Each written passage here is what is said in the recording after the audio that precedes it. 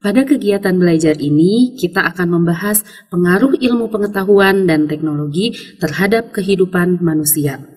Sebelumnya, kita akan membedakan terlebih dahulu apa yang disebut pengetahuan dan ilmu pengetahuan. Pengetahuan adalah informasi yang diperoleh dari tangkapan panca indera yang tertuju pada memori. Pengetahuan ini memungkinkan adanya unsur common sense. Sedangkan ilmu pengetahuan merupakan tangkapan yang diperoleh manusia melalui indera, kemudian diolah secara saintifik sehingga ada kesimpulan yang valid disertai eviden yang kuat. Ilmu pengetahuan terbagi menjadi dua. 1. Ilmu pengetahuan murni, 2. Ilmu pengetahuan terapan. Ilmu pengetahuan murni merupakan ilmu pengetahuan yang bertujuan untuk membentuk dan mengembangkan ilmu pengetahuan secara abstrak dalam rangka mempertinggi mutunya. Sedangkan pengetahuan terapan merupakan penerapan ilmu pengetahuan di masyarakat dalam upaya mengatasi permasalahan yang dihadapi. Ilmu pengetahuan terapan ini lebih dikenal di masyarakat dengan nama teknologi. Bisa kita simpulkan bahwa teknologi adalah penerapan ilmu pengetahuan untuk tujuan praktis, sehingga ilmu pengetahuan dan teknologi merupakan satu kesatuan yang sulit dipisahkan. Dalam kaitannya dengan perkembangan masyarakat, ilmu pengetahuan, teknologi, dan masyarakat merupakan komponen dari sebuah sistem. Ketiga komponen tersebut saling mempengaruhi. Artinya, perubahan pada satu komponen akan mempengaruhi pada komponen lainnya. Hubungan iptek dengan masyarakat sendiri adalah iptek dikontrol dan diarahkan oleh masyarakat, serta iptek memberikan keuntungan kepada masyarakat dalam memberikan kemungkinan untuk mengatasi persoalan yang timbul di dalam masyarakat. Oleh karena itu, dapat dikatakan bahwa kesejahteraan masyarakat didukung oleh kemajuan teknologi, sedangkan kemajuan teknologi perlu juga didukung oleh kemajuan ilmu pengetahuan yang memadai. Walaupun demikian, tidak bisa dipungkiri bahwa perkembangan iptek memberikan pengaruh terhadap lingkungan. Dalam konteks ini, setidaknya kita mengenal dua jenis lingkungan, yaitu lingkungan alam dan lingkungan sosial budaya. Lingkungan alam sebagai tempat penyedia sumber daya dan kebutuhan pokok hidup manusia, sementara lingkungan sosial budaya sebagai wahana berinteraksi dengan sesama dan wahana dalam menampung cipta dan karsa manusia seperti sikap, norma, etika, dan nilai yang dianut masyarakat. Kerap mengemukakan 9 prinsip yang harus dimiliki guna menjaga kelestarian lingkungan. 1. Sikap hormat terhadap lingkungan atau respect for nature. Lingkungan alam mempunyai hak untuk dihormati, tidak saja karena kehidupan manusia tergantung pada lingkungan alam, tetapi juga manusia merupakan bagian dari lingkungan alam itu sendiri. Oleh karena itu, manusia perlu memelihara, merawat, menjaga, melindungi, dan melestarikan beserta seluruh isinya.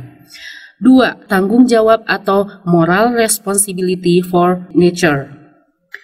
Tanggung jawab ini akan muncul seandainya pandangan dan sikap mental serta moral yang dimiliki adalah bahwa lingkungan alam merupakan tempat menopang kepentingan hidup manusia. Lingkungan alam ini perlu mendapatkan penghargaan sebagai suatu yang bernilai dan bermanfaat bagi dirinya dan orang lain. 3. Solidaritas kosmis atau cosmic solidarity. Solidaritas kosmis mendorong manusia untuk menyelamatkan lingkungan agar semua kehidupan di lingkungan terpelihara dengan baik karena semua kehidupan di dalamnya mempunyai nilai yang sama dengan kehidupan manusia, sekaligus mencegah manusia supaya tidak merusak seluruh kehidupan di dalamnya. Sama seperti manusia tidak akan merusak hidupnya serta rumah tangganya sendiri. 4. Prinsip kasih sayang dan kepedulian terhadap lingkungan atau caring for nature. Prinsip kasih sayang dan kepedulian merupakan prinsip moral satu arah. Artinya, tanpa mengharapkan balasan serta tidak didasarkan pada pertimbangan kepentingan pribadi, tetapi semata-mata untuk kepentingan lingkungan alam itu sendiri. 5. Prinsip tidak merugikan atau no harm merupakan prinsip tidak merugikan lingkungan secara tidak perlu. Bentuk tindakan yang minimal berupa tidak melakukan sesuatu yang merugikan atau mengancam eksistensi manusia dan makhluk hidup lainnya di alam semesta. Manusia tidak dibenarkan melakukan tindakan yang merugikan sesama manusia. 6. Prinsip hidup sederhana dan selaras dengan lingkungan. Prinsip ini menekankan pada sikap, nilai, kualitas, cara hidup, dan bukan kekayaan, sarana, dan standar material, bukan rakus dan tamak mengumpulkan harta dan memiliki sebanyak-banyaknya, mengeksploitasi sumber daya alam, tetapi yang lebih penting adalah mutu kehidupan. 7. Prinsip keadilan. Prinsip keadilan sangat berbeda dengan prinsip-prinsip sebelumnya. Prinsip keadilan lebih ditekankan pada bagaimana manusia harus berperilaku adil terhadap yang lain, keterkaitan dengan lingkungan alam semesta, dan bagaimana sistem sosial harus diatur agar berdampak positif pada kelestarian lingkungan ini. 8. Prinsip demokrasi. Setiap orang yang peduli terhadap lingkungan adalah orang yang demokratis. Sebaliknya, orang yang demokratis sangat mungkin seorang yang pemerhati lingkungan. 9. Prinsip integritas moral. Prinsip ini menuntut pejabat publik agar mempunyai sikap dan perilaku yang terhormat serta memegang teguh prinsip-prinsip moral dalam mengamankan kepentingan publik. Keberadaan iptek tentunya akan memberikan dampak pada tumbuh kembangnya kehidupan manusia. Perkembangan teknologi informasi dan komunikasi misalnya akan memberikan dampak positif berupa akses informasi dan kemudahan komunikasi yang tak lagi terbatas. Namun, di sisi lain, teknologi informasi dan komunikasi juga berpeluang untuk memberikan kemudahan bagi pelaku kejahatan untuk menyalahgunakan informasi yang didapat untuk kepentingan pribadi dan kelompok tertentu. Demikian halnya dalam bidang ekonomi dan industri. Keberadaan ilmu pengetahuan dan teknologi jelas akan meningkatkan pertumbuhan ekonomi sebagai akibat dari kegiatan industrialisasi yang berkelanjutan. Munculnya persaingan yang kompetitif juga akan mendorong peningkatan skill para pekerja.